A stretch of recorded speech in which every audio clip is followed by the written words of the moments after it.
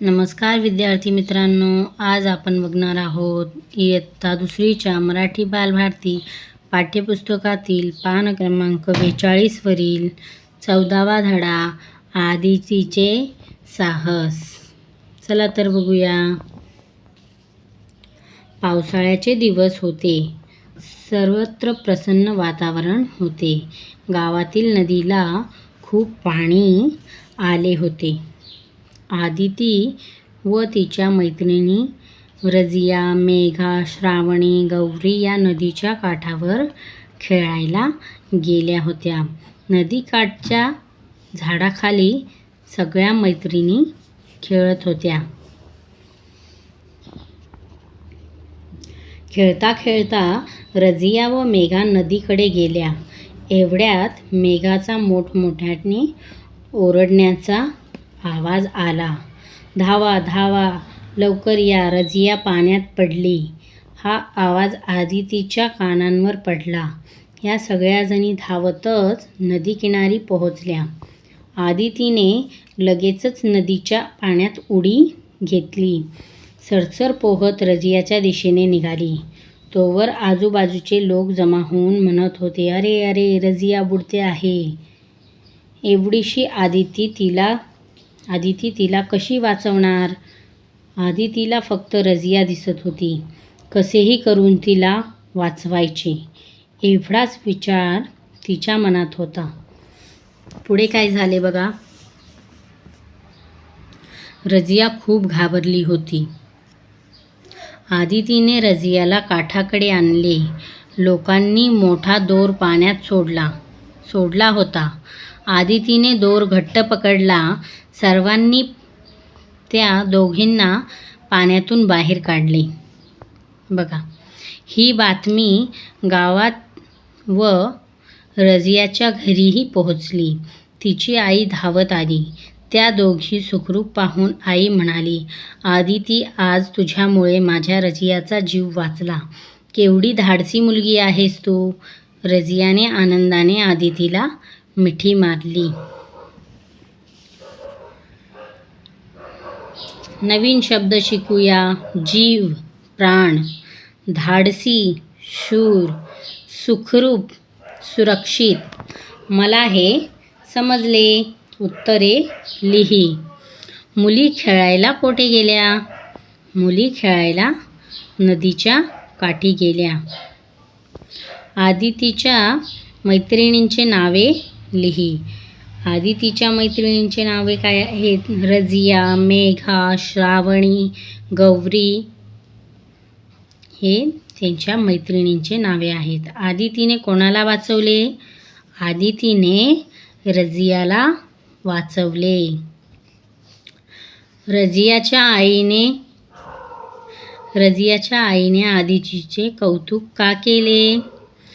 पाण्यात बुडत असताना आदितीने रजियाला वाचवले. त्यामुळे रजियाच्या आईने आदितीचे कौतुक केले. असेच नवनवीन व्हिडिओ पाहण्यासाठी चॅनलला लाईक, सबस्क्राईब, शेअर करायला विसरू नका. धन्यवाद.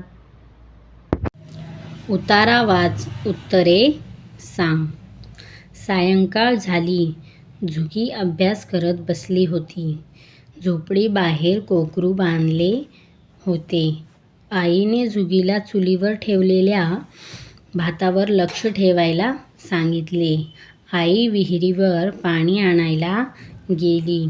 तेवढ्यात कोकरांचा बॅ बॅ आवाज आला. तशी झुगी धावतच बाहेर आली. तिला कोकराकडे येणारा बिबट्या दिसला. झुगी घाबरली. ती झटकन झोपडीत गेली. चुलीतील जळके लाकूड घेऊन बाहेर आली. बिबट्या कोकरावर झडप घालणार इतक्यात झुगीने जळके लाकूड त्याच्या दिशेने फेकले. आगीला घाबरून बिबट्या पळून गेला. झुगी काय करत होती? झुगी अभ्यास करत बसली होती. आई पाणी आणायला कोठे गेली होती?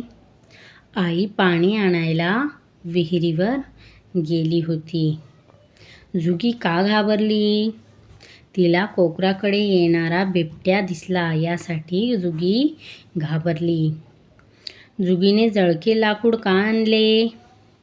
बिबट्याला मारण्यासाठी. बिबट्याच्या दिशेने फेकण्यासाठी तिने जळके लाकूड आणले. बिबट्या कशाला घाबरून पळून गेला? आगीला घाबरून बिबट्या पळून गेला. चला पुढे बघूया. पान क्रमांक 45 वरील बातमी वाच. बालदिन उत्साहात साजरा. पुणे तालुका 15 पुणे ता 15 आदर्श शाळा वानवाडी येथे 14 नोव्हेंबरला बालदिन साजरा करण्यात आला. या दिवशी शाळेत विविध कार्यक्रमांचे आयोजन करण्यात आले होते. मुलांच्या स्वागतासाठी शाळेत फुग्यांची सजावट करण्यात आली होती. मुलांना आवडतील असे मजेशीर खेळ, बाहुली, नाट्य, खाऊगल्ली, चित्रकला स्पर्धा व कथाकथन असे विविध उपक्रम घेण्यात आले. बालदिनानिमित्त बालसभा घेण्यात आली. मुख्याध्यापकांनी विद्यार्थ्यांना बालदिनाची माहिती सांगितली. विद्यार्थी, शिक्षक व मुख्याध्यापक यांच्या उपस्थितीत बालदिन उत्साहात साजरा झाला. मला हे समजले. बातमी वाच. उत्तरे वहीत लिही. बालदिन केव्हा साजरा करतात?